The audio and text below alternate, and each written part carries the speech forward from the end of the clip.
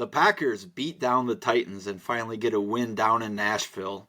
A complete performance in all aspects of the game and a masterful game plan for LaFleur and great execution by the players. Let's go. Yeah, I've been wanting this shit forever. I've been in the field with whatever they throw at me. Brush it off, pick myself up, moving on to the better. Okay. Hey. Yeah. Ain't no errors, baby. It's a new era. I wake up early feeling rich like I'm cashed. All right, everybody, welcome back to another episode of Sounds Gouda. Rob and I are back here today with another victory episode. Super excited. Packers went down to Nashville and took care of business. So my name is Jordan Olson. This is my co-host and best friend, Rob Relf. As always, thank you for our new and returning listeners. We're excited to be covering the Packers' victory over the Titans today. And just a reminder, we've switched up our flow a little bit. We will have our game recaps coming out on Wednesday and our game previews. So we'll have a Vikings game preview coming out on Saturday at some point in time. So with that, let's throw it over to the man, the myth, the legend himself, Rob Relf. What did you think about the Packers' victory over the Titans? Well, I got to throw something to you, Jordan, here that was evident to me that came up on the broadcast. But so Malik Willis, 3 starts for the Titans, 51% completage percentage, 234 yards, 0 TDs and 3 interceptions, a 39.0 quarterback rating. 2 starts for the Packers, 83% completage percentage, 324 total yards, 2 touchdowns and 0 interceptions, and 131.7 quarterback rating. I mean, bravo. Bravo, Malik Willis. As my question to you is Jordan, is this just like some masterclass that the Packers need to teach? Granted, they would never do that. I totally understand that. Is this something that's happened from, Matt LaFleur and Tom Clements, obviously Sean Mannion too as well. But this Packers philosophy of getting these quarterbacks, developing them, is this just some sort of like lightning in a bottle, you think? Or is there actually something to this? Because that stat is absolutely amazing. I mean, there's a lot of things that we can attribute to this. I mean, one, you got to give Gouda credit for going out a couple weeks ago and getting a guy that I guess a lot of people in the NFL had given up on. There was a lot of Packers fans, including ourselves, that rose an eyebrow, were intrigued by the talent that we obviously, knew he had, the arm talent, physical attributes, whatever. But he really trusted the Packers coaching staff, Matt LaFleur, to one, get him prepared to be a capable NFL backup in the event that we needed him. And unfortunately, we needed him in week 2. But man, has he risen to the occasion. Did the Packers have some secret sauce that everybody in the NFL would love to get on? I'm sure that a lot of teams are asking themselves that question, and a lot of Titans fans and people in that Titans building right now. I don't know. I don't know how much impact 4 weeks with a coaching staff, really short of 4 weeks, 3 weeks plus, can have on one guy. I really think a lot of credit goes to the game plan for Matt LaFleur building a plan that worked with Malik Willis's abilities, his talent, the knowledge that he did have. And then a guy I've been really impressed with his interviews. And of course, it's easy to go on and say all the right things and be really humble and gracious, when you were discarded by your previous team. But I sense authenticity there. And the Packers often seek out these really high-class, high-character individuals. He seems to be fitting the bill there. I think just another good fit, another good find by Gouda. He seems to pull these guys in, that help on the fringes. And I mean, this has been more than a fringe thing. So I'm sure a lot of these teams are going to be taking a good long look at what the Packers do for success in the quarterback position. And I know, Rob, you're chomping at the bit, but last thing I guess I'll say with that, I think teams already took notice last year after they figured out Jordan Love wasn't a fluke. You see teams like the Falcons drafting Michael Penix and, committing to having him sit behind Kirk Cousins for a period of time. You have a team, the Patriots are trying to do it. Their hand might be forced a little bit earlier with May, right, and Jacoby Brissett, but teams are trying to start to do what the Packers are doing. Yeah, and you got to imagine that the Packers are going to start to get some phone calls. I'm thinking the Miami Dolphins, Can't imagine the Packers are going to give up on Malik Willis, especially after what he's put out on tape and what he's done the last 2 games. But I know Gudikins is probably going to get some really good offers because it sure seems like Malik Willis is the real deal. So just real quick, though, for this, so 13 of 19, 202 yards in the game, 10.6 yard average, 1 touchdown. He did take 3 sacks for 120-point QBR rating. I want to know which one of these 2 stats, because both of these to me are incredible stats that you think are more important. So we all knew that the run-pass option, right, and his athleticism was going to be a big deal for us, and has it been a big deal. 6 rushing attempts for 73 yards for 12.2 yards per carry and 1 tutty. So that's the first one versus that. Not only that, he's giving you the mobility and the athleticism, but 0 turnovers, Jordan, through 2 games. What do I see more value in? Yeah, or more impressed by, or whatever? Yeah. I mean, the ball security portion of it has to be the most important thing, and I think that he's really taken the coaching and this opportunity. And I know there's been a bunch of other people already talking about, when you get an opportunity, it's hard not to want to go, play hero ball and prove a point. But he's really understood that if he plays within the scheme and he takes care of the ball, he's going to continue to get opportunities in Green Bay. And, that might parlay into him having some future opportunities. To your point about, will Goody pick up the phone and trade him? I think he's already proven far too valuable over the next 2 years. If Jordan Love goes down again for anything, I think Malik Willis has given us extreme hope that we can win a division, we can survive a playoff game, because we have somebody in the house that Matt LaFleur is comfortable building a game plan around. So maybe will they take calls next year at the trade deadline because he could maybe recoup some of his value, but I think he's a Packer for a little while. Yeah, absolutely. It would have to be some sort of monstrous deal, and even then, I don't think that they do it. Overall, though, like specifically in the first half for the offense, very efficient again. Just when you think that they're going to zig, they zag. They go out, at least on that first play. Fake toss to the right, then get Jaden Reed on that sweeping over there on the left to get those linebackers in motion.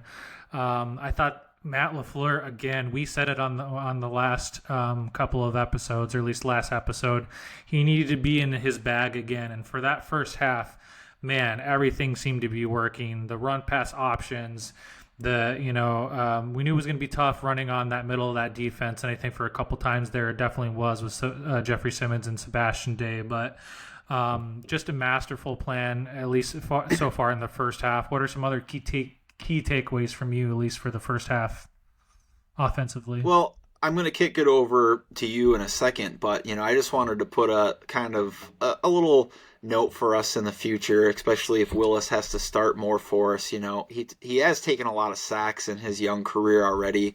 3 sacks. I mean, a lot of credit to the offensive line for giving him the protection that he has gotten. But that's something we will have to note. As impressive as he's been, when we face a team with a good pass rush, it's going to be something that we're going to have to take notice of. But I'll kick it over to you for a question. So what's more impressive to you, Rob? The 8 sacks that this front 7 put together, or the 3 turnovers that, were largely created by the secondary? I think we got the 2 interceptions from our star players, McKinney and Jaw, and then we had the big forced fumble. So what's more impressive, the sacks, the turnovers? What do you think? Yeah, I mean, You know me, man. I've been harping on this defense, and as I previewed too in the video, the Packers Titans video, I thought that the Hounds were going to be unleashed a little bit. Now, even in that preview, I said 3 to 4 sacks, and I was like, well, okay, probably realistically, maybe 1, 2, lucky if we get 3. 8 sacks? They were just like, there was a time, Jordan, when we were in Joe Barry prison, right? And we would get up by a score or two, you know, and we'd be on defense, and the other opponent, would slowly start to climb away. We'd play that too high shell, that soft coverage. They dink and dunk and continue to score on us. Halfley was all on the brakes on this one. Everybody was getting in. Edrin Cooper, Rashawn Gary should have had a sack if it weren't for that Preston Smith offside penalty. What was he off, like 6 inches or whatever it was off the line there? I think something is, I think either 6 or 7, I don't have the stat sheet in front of me, different Packers were credited with at least half a sack. And if that one would have followed through with Gary actually getting in on the action because he ended the day with 0 sacks, that would have been like 7 or 8 guys credited with a sack. So super impressive. Yeah, absolutely. I mean, they have some young guys on that offensive line. I really do like J.C. Latham coming out of college. I like Peter Skoronsky, whatever. Probably butchered another name. But that right side of that line, man, the Nicholas Ferret, I think he's been leading the league in pressures and I think pressures for sure. I'm not sure about sacks, but that one move that Kingsley Enagbare put on him, where he goes in the outside and then jukes him, goes on the inside. That man's got a family. He just absolutely he just sat down, like he's like, nope, I'm done, and he just beelined for Will Levis. Absolutely smoked him. The ball comes out, and he's off celebrating. So thank God Lucas Van Ness was there, and he came over and just rubs up on him and goes and gets the ball. But my Lanta, dude, when I in this preseason, and for when Halfley came in, when I had a vision of what this defense looked like, it was this game in a nutshell. And even more impressive too is because, remember, the Packers offense comes out, right? They have a really good drive. We score 7 from Malik Willis. And then the Titans answer that very next one. Looked halfway decent, right? Came down and scored. But after that, man, it was all day too. And granted, I know they're put in that situation too, to where Will Levis did it again. He threw a pick 6. So, right, they're playing from behind. So they kind of played that, we know what you're going to, do.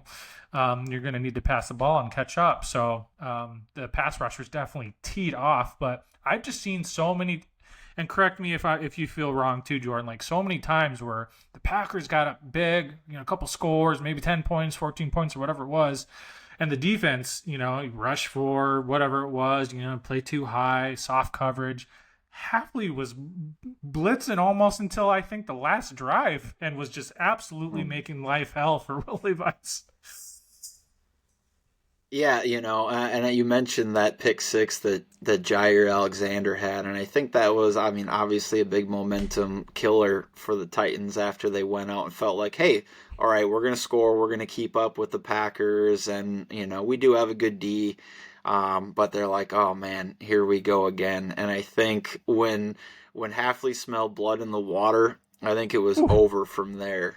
Interesting enough, I don't know where I heard this. I consume a lot of Packers content, but somewhere along the line, I think somebody asked Halfley in his post-game interview or whatever, and I think somewhere along the line he indicated that, this is still very much base installation for this defense. They're like, so I don't even know how to quantify that. Let's just say we're like 50% there of what we're capable of seeing from this defense, because they're really just getting comfortable in base packages.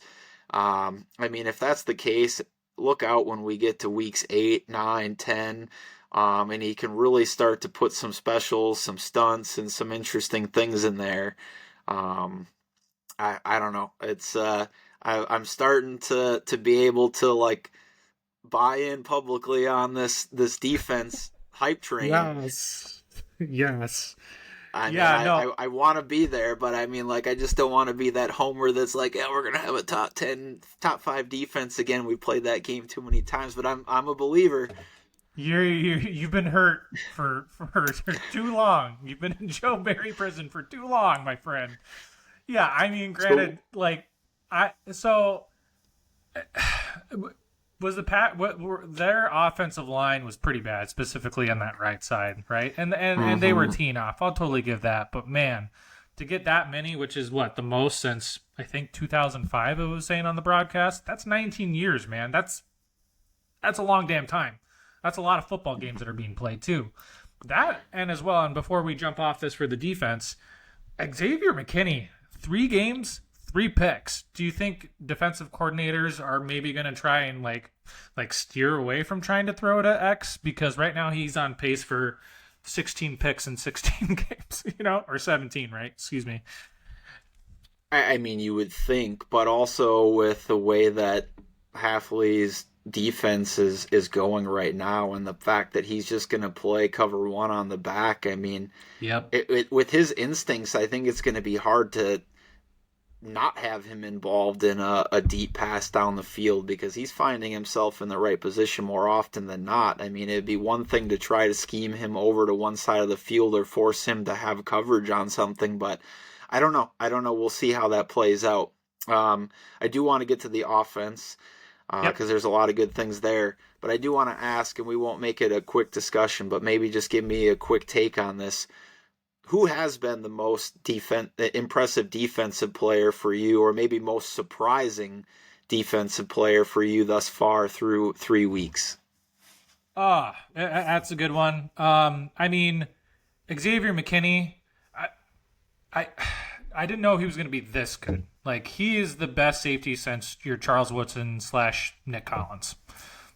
Easily so far 3 games in, but it's still early, right? So I'm trying to temper expectations on that. But even like you were just saying on that pick, playing cover 1, he came over from the middle of the field, all the way over from the other side of the field, middle hash of the field, and came over and made that pick, right? So we're just not used to that type of safety play. It's been many, many, many years. So him, I'm going to give some flowers to Devontae Wyatt, man. He has been wrecking stuff up front. I think there was a play that someone had put on the interwebs where a guy was blocking him. He got chipped, and then the running back came over, and he swarmed over and still made the tackle for loss. So Devontae Wyatt is gonna get a little bit of some of that for me. Xavier McKinney for sure. John Money, I know he got burned in week 1 against AJ Brown, who's a really, really talented wide receiver, but again, pick 6, read that route all the way. I mean, Will Levi's just the gift that keeps on giving, but I'll say X and Devontae Wyatt for me quick. I give you an opportunity to share one, and you pick 3, of course. No, I won't beat a dead horse, but I've been impressed by Devontae Wyatt. I think we're finally seeing why he was drafted with a first-round pick. This defensive scheme fits him well. First-round talent. Well, there's going to be a lot of talk about Quay, which we're not going to spend any time talking about right now. But for as good as, Wyatt's looked, or as bad as Quay's looked, I think he at least hit on one of those Georgia defenders at this point in time. So back to the offense. So we talked about Malik Willis. Super impressive game. Great building off of his debut as a Packer. He's got his feet wet. He was a weapon in the ground game. He had 6 rushes for 73 yards and that touchdown. So he was the leading Packers rusher. We've given him plenty of lip service, but what did you think about the rest of the offense? I guess I'll start with something that's still on my mind. I've been talking about it for 3 straight weeks, and it really is something that I feel like once they figure out the true capabilities or powers of this offense will be unleashed, but the penalties are killing us right now. Oh, God. I don't want to pick on Rasheed Walker, but he's got to find something within himself. He's capable. We know that. He's very talented, but he's making these mistakes right now. They cost the Packers a couple of big plays in this game. Yes, they did. We'd probably have another, 10, 14, 20 points scored this season if it weren't for these penalties. So we got to get that figured out. But outside the penalties, what did you think about the Packers' day offensively? Really good there in the first half, and then the second half, you could obviously tell, obviously similar to the Colts game, Matt LaFleur was trying to protect that lead a little bit. We have a Christian Watson sighting, and I heard after that was Malik Willis whatever the play that they were going with, and then he ends up shooting that dart out there that Christian Watson went up and got. I was really impressed by the offensive line. I know I put some of these stats in here, but 0 pressures allowed from Myers, Ryan, and Tom on that right side. 2 for Jenkins, a little bit surprising there, but also kind of not as well because the Titans' interior defensive line is very, very talented. And then 1 for Rasheed Walker, who we've just alluded to with some of the penalties and hasn't been playing up to par so far. So loved the creativity. It always kind of felt too like, okay, they might run it here. Oh, nope, there's a pass, or they use that orbit motion again too, specifically on that Emmanuel Wilson first TD where Bo Melton comes across and he goes round and he goes back. They look his way and then shift over and then throw the screen over to Emmanuel. Just absolutely like when we were zigging or zigging, they were zagging. They just could not keep up with us in that first half. So a lot of good creative stuff. I was really liking what I was seeing from Emmanuel Wilson. Obviously, Josh Jacobs didn't have as good of a day, but he was still pretty efficient. So I was liking what I was seeing from him. Man, the RPOs from Malik Willis was just unbelievable. Like, it's so hard to stop, right? Like, trying to stop that with Lamar Jackson, that's why he's one of the best quarterbacks in the game. And he's a much bigger Lamar Jackson. He's probably got 25, 30 pounds on him.